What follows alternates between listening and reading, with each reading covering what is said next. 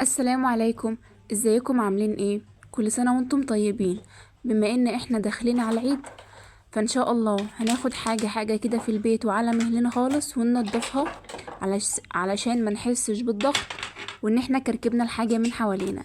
اول حاجة انا بدأت فيها، بدأت بالتسريحة عندي. هنا بوريكم ازاز الزيت ديت بتاعه جونسون.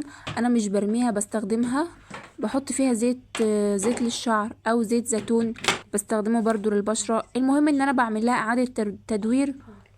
مش برميها ابدا، لان الغطا بتاعها بيكون محكم شوية، بس هنا من غير غطا. انا معرفش الاولاد ودوا الغطا فين. هنا عملت معاكم بخاخ مية، حطيت فيه شوية مية ومعطر وشوية خل، وبدأت ان انا ارش التسريحة عندي كويس كويس بالمية وامسحها. الخشب ده مط. الخشب المط بيبقى الخل بصراحة بيجيب نتيجة كويسة معاه جدا، وما بيخليهوش يجير. هنا مسحت التسريحة ورصيت الحاجة تاني، بس ما جبتهاش معاكم. وهبدأ برضو ان انا امسحها من بره، امسحها كويس، والازاز معايا. كل حاجة بقى تمسحيها من فوق ومن تحت ومن الجناب، كل حاجة بقى، ما تنسيش اي حاجة خالص. وطبعا الصيف بيحب ان انتي مية وتغسلي وتمسحي، الصيف بيحب كده.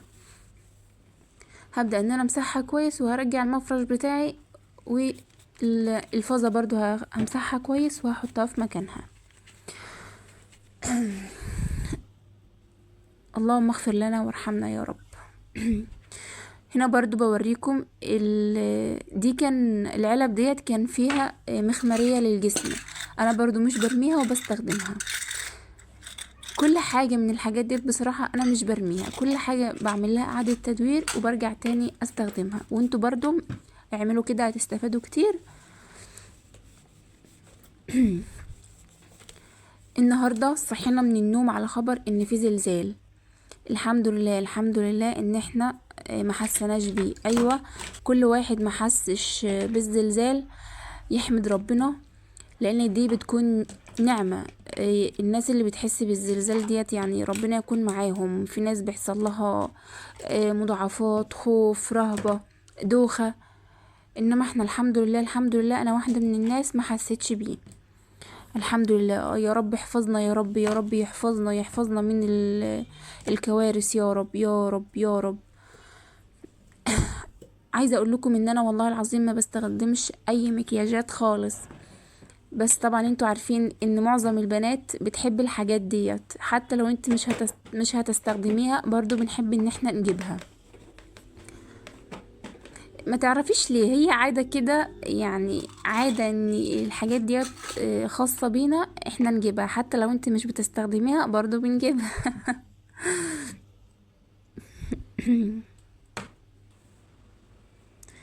هنا فرشت معايا طرحة قديمة او اي حاجة قديمة عندك، فرشتها علشان هنضف التربو. فضيت كل اللي فيه وهنضفه كويس كويس، واستغنى عن الحاجات اللي انا ما كنتش عايزاها.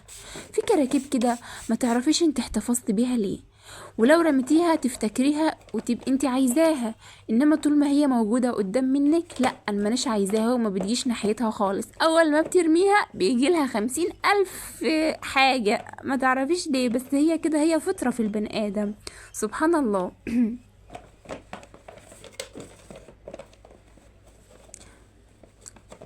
طبعا كل حاجة لازم ان انت تنضفيها وتمسحيها. يعني التربو بيتمسح، التسريحة، المراية، كل الحاجات ديت يعني لو مرت عليكي امسحيها ونضفيها كويس، لان الحاجات ديت بتبعث في البني ادم. يعني البني ادم بيحب بيته طول ما البيت نظيف، طول ما انت حباه. انما لو انت بيتك مكركب، طبعا انت مش هتحبي القعدة فيه، وطبعا البركة كلها بتكون في الوحدة. اي قلم معايا، طبعا قلم كحل او كده عاوز يتبرى انا هبريه. شفت القلم بيبقى قد ايه، انا برضو ما بستغناش عنه. قلمة الكحل بالذات، اقلام الكحل انا مش بستغنى عنها بصراحة. انا بحط كحل، فعشان كده بستخدمهم وما برمهمش ابدا لحد اخر فرفوتة. دي الحاجة الوحيدة بقى اللي انا بستخدمها، انما اي حاجة تانية والله العظيم ما باجي ناحيتها ابدا.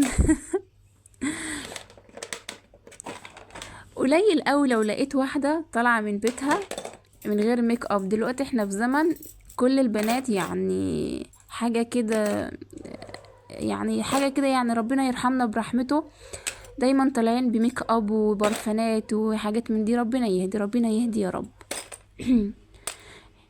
بدأت ان انا احط كل حاجة انا عايزاها، والحاجة اللي انا مش عايزاها استغنيت عنها. ما تنسوش لو اول مرة تشوفوني تشتركوا في قناتي، ان شاء الله هيكون معايا حاجات جديدة ان شاء الله ان شاء الله. اتمنى ان انتوا تكبروا قناتي وتعملوا اشتراك، وجزاكم الله كل خير. هنا بقى بوريكم التسريحة بعد ما مسحتها ورصيتها تاني. انا ما بحبش الكركبة ابدا، يعني هتلاقي معظم الحاجات كده عندي، ما عنديش حاجات كتيرة لان انا مش بحب الكركبة. يلا مع السلامة.